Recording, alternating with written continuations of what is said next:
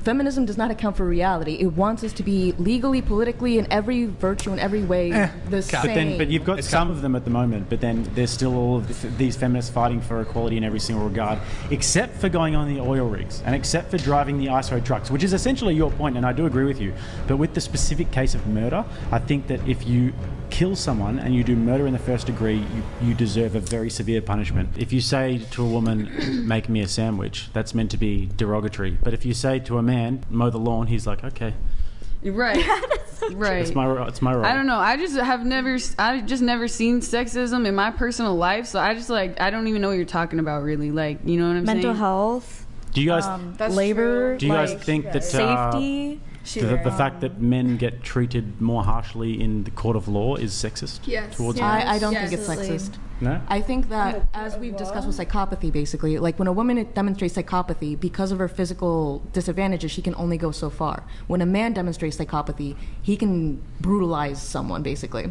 So I'm like, in that respect, I still think that there is supposed to be that gender binary. So you think that if a woman puts a gun to somebody's head and pulls the trigger, a man does the exact same thing, they should be treated differently? I think they should be treated exactly the same in that respect. It's the same crime. Yeah. But men tend to be more prone to that type of behavior. So if they do it, if they do it to a more extreme extent, then I would agree that they get treated differently. Yes. But for the same crime, women get lesser sentences.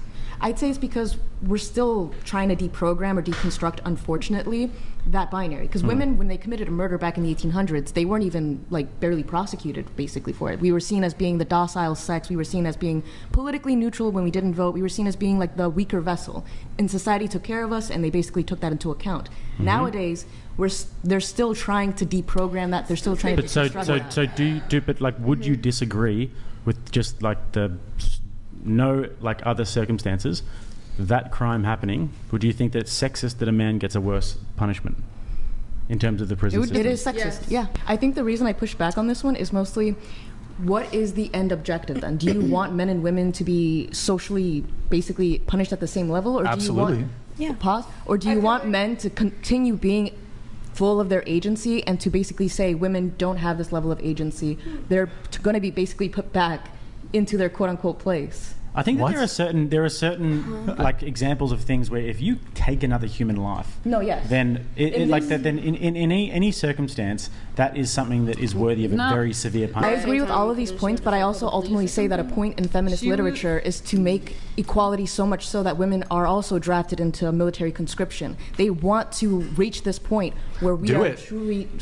I see what you mean, but those are different. For example, women being drafted. The reason why that women don't get drafted and shouldn't get drafted is because they're physically inferior to men, or they're physically inferior to men, and that's why. True, yes. Men make better warriors. But I completely agree. But once again, feminism does not account for reality. It wants us to be legally, politically, in every virtue, in every way, the same. But you've got some of them at the moment. But then there's still all of this, these feminists fighting for equality in every single regard, except for going on the oil rigs and except for driving the ISO trucks, which is essentially your point, and I do agree with you.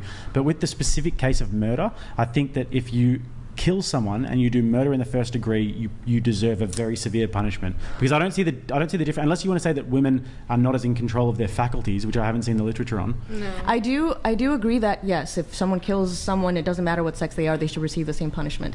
But I do think that there's a reason why men and women have always been treated differently in society, and it's to reinforce the fact that there's a I agree with that. I agree with you, but just in terms of murder, it's a bit different, yes. I think. And I mean, you also made the argument that there's a cohort of feminists out there that are trying to equalize the draft.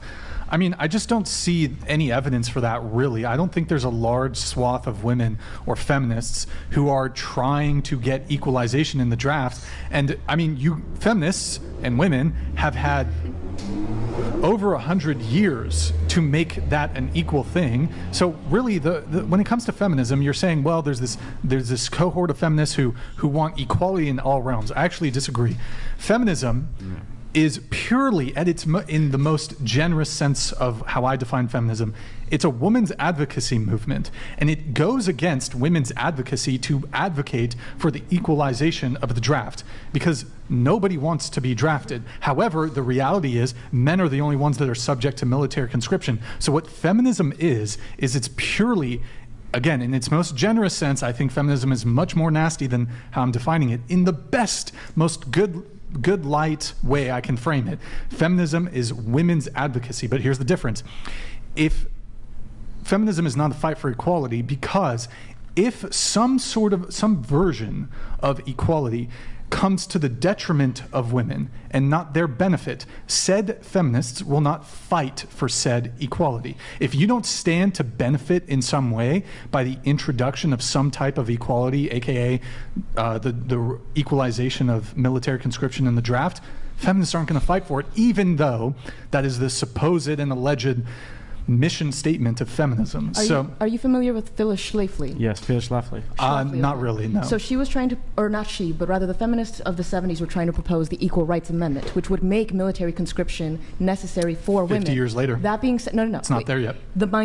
Feminism has always been for a minority of women. The majority of women have always resisted it to the social conditioning that they've received. So, for example, what we see nowadays is women rejecting the idea of like redefining gender, redefining sex. But unfortunately, what the establishment pushes is for that minority of women's voices, because it will fractalize society to a point where we're all more controllable. But feminism has always been something that every single generation has opposed. So during the Equal Rights Amendments, they basically posed that women and men should be exactly the same. I would say that I get what you're saying. Has feminism been opposed? But yeah, over the last 20 years or so. The anti-suffragette movement has always, there's always been. But look over the last 20 years. Feminism is the culture. Feminism is the mainstream. Feminism has its claws in every system and every institution in this country. If you look at the higher education system, if you look at corporations, if you look at governments, if you look at media, if you look at news, if you look at journalism, these are very like feminist influence institutions and systems. And also the podcast that we're on right now is a perfect example of it. And all of the other podcasts that have been sort of in the more manosphere, red pill space, they get demonized to no end because finally some people are actually talking to men in the modern world.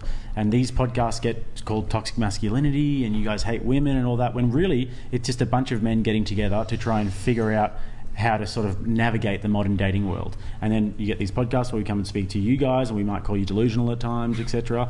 But yeah, so these podcasts are a perfect example of the way that if you dare to question feminism in the modern world, you will get dragged from pillar to post. I completely agree, and the same thing. And the same thing happens to women, where if you question feminism, you're considered anti-woman. That's always been the rhetoric, the tactic that they've used since the dawn of time. And every iteration of feminism that we're acquainted with is the one that came from the generation before, that established it as the mode of academia, of psychiatry, of media, of X, Y, or Z. So that's why it's like in every generation, you basically have to look back to the paleoconservative era where that was the dominant culture and think, okay, well, if they reflect the same mindset that we have nowadays, where we're resisting the new but wanting to basically retain the old, and we have some criticisms of what's currently going